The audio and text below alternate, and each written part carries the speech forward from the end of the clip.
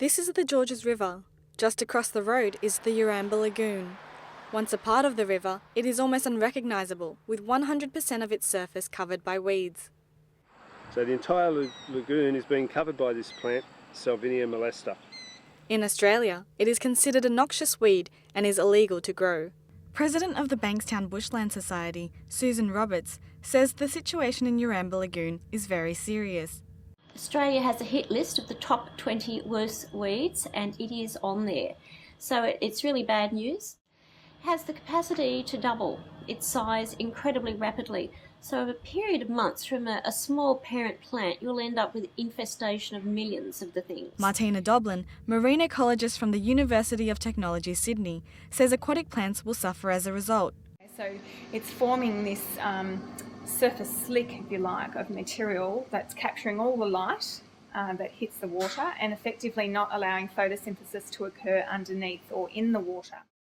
Oh, it's 100% covered. The infestation is beyond critical. The Yeramba Lagoon is home to a rich suite of aquatic plants and native animals. The weed infestation reduces the amount of available oxygen in the water, sucking it up as it decomposes. Craig Shepherd is the Senior Ranger at the Office of Environment and Heritage. He says organisms living in the lagoon will be affected. Well, the initial short-term problem is that it reduces the available oxygen in the water column. And the other problem is it physically excludes other native species like different bulrushes and native plants that live in the area as well. They're making the nutrients constantly available for future infestations. So there's a cycle that as the plants grow, they absorb the nutrients, they metabolize the nutrients, but then they also die and then re-release those nutrients as they decompose. And the decomposing of the plant material in the water again affects the dissolved oxygen levels, it affects the available nutrients for other plants. So it's a bit of a vicious cycle. Mechanical removal and herbicides are amongst the most popular solutions, but have been used to little effect. Both solutions don't work well because the Salvinia comes straight back. Turtle breeder and lover Arthur Weeding has attempted to keep parts of the lagoon free of the weed. Me personally, I'm a resident of Milpera, passionate about turtles, and I've just tried my little best to keep one pocket in a corner clean there. I've had many people come up to me and ask me what am I doing. Looks a bit silly with a man and a shovel or a rake in a kayak just trying to clean out one little corner of the pond.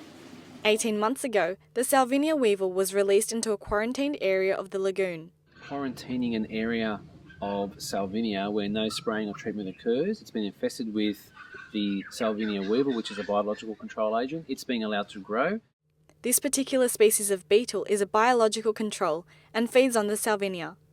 Riverkeeper Tony Wells says its effects are only just beginning to be felt. We have a small area where we've had a positive result of the use of the Salvinia weevil. Whether that can be applied on this scale and cover the entire several hectares of water area here, we don't know.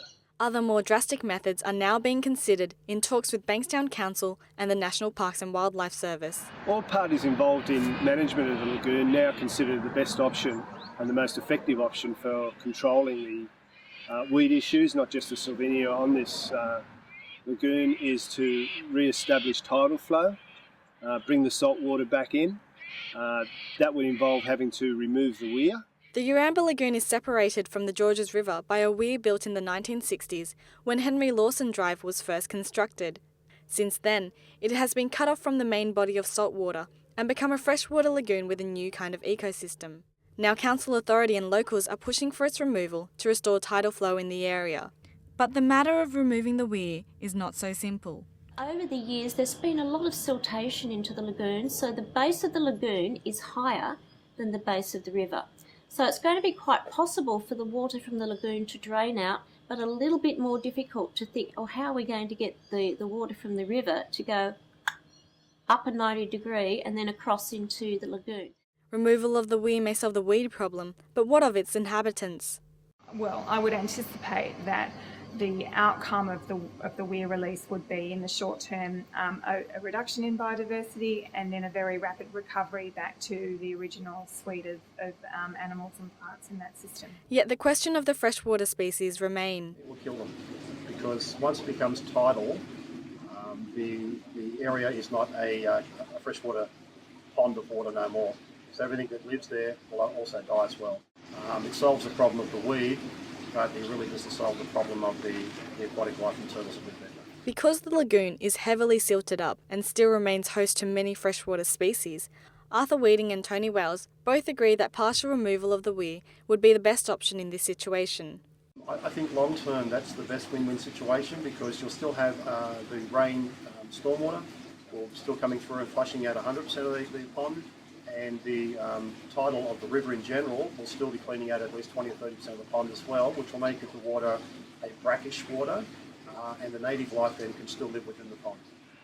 Whatever's done, it'd have to be water released gradually over months, if not over years, to slowly bring the level down. So we created a little ecosystem. We created a problem. We have to solve that problem, and that might mean changes in the nature of the area. But that's okay, things change.